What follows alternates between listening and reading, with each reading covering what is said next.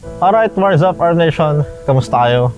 So kasalukuyang December 31 at ilang oras na lang ay 2024 na.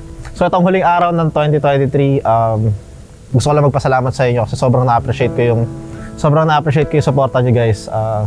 Sobrang laking bagay na ito sa akin. Isa to sa mga pinangarap ko. Siguro kung i-compare nyo sa iba, hindi pa ganun kataas or hindi pa ako successful para sa inyo. Pero yung nakikita ko kasi, hindi ako nag-compare sa iba. Kumbaga, kino-compare ko yung sarili ko sa kung saan ako nanggaling. At para sa akin, napakalaking milestone na to. At yun yung pinagpapasalamat ko kay Lord. Buong 2023 may ups and downs pero hindi niya ako pinabayaan. Kumbaga, sa downs at sa ups, lagi siya nandyan para gabayan ako. At yun nga, kayo na Arm Nation, manalo matalo, nandyan. Nagkaroon ako ng mga laban na panalo. Nagkaroon din ako ng maraming talo.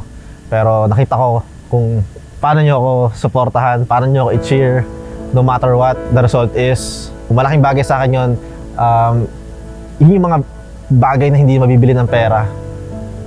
Ewan ko, pero sobrang na-appreciate ko lang yun. So, kung ikaw nanonood, bago ka man o lalo sa mga day ones, nasa YouTube pa lang tayo. Ngayon, meron ng TikTok, meron ng Facebook. Sobrang salamat.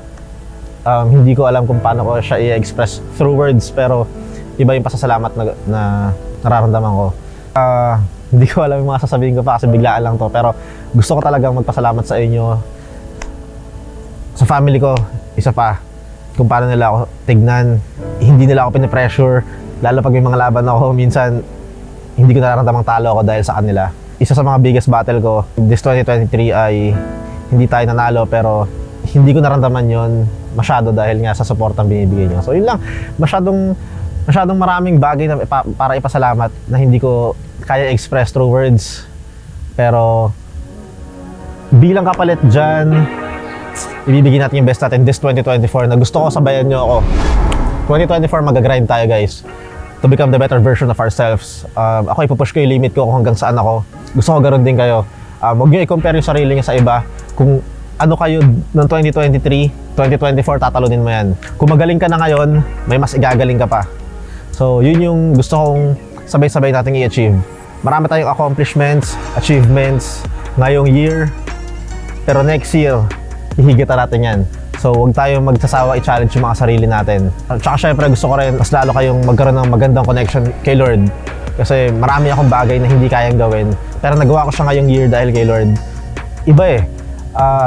Yung mga opportunities na hindi ko ina-expect, binigay niya.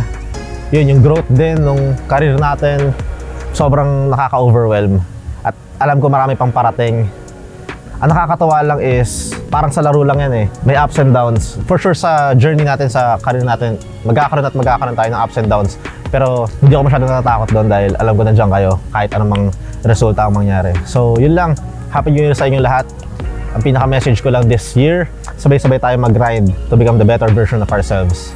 Sabayan nyo ako at papakita ko rin naman sa inyo na hindi ako bibitaw sa pinangahawakan ko. So para makita nyo na kumbaga pressure din sa akin yun eh. Nagbitaw ako ng ganitong salita. Hindi ako pwedeng magpakahina dahil alam ko nanonood kayo. At hindi rin kayo pwedeng magpakahina dahil alam nyong maraming nakasuporta sa inyo. So, yun lang. Maraming salamat talaga. At thank you Lord. So, enjoy natin yung mga Noche Buena. Ay, Media Noche. Tama ba? O ano yun? Pero yun lang. Gaya na lagi ko sinasabi, mag-ingat kayo palagi. God bless. At magkita-kits tayo next year. Let's go. Alright.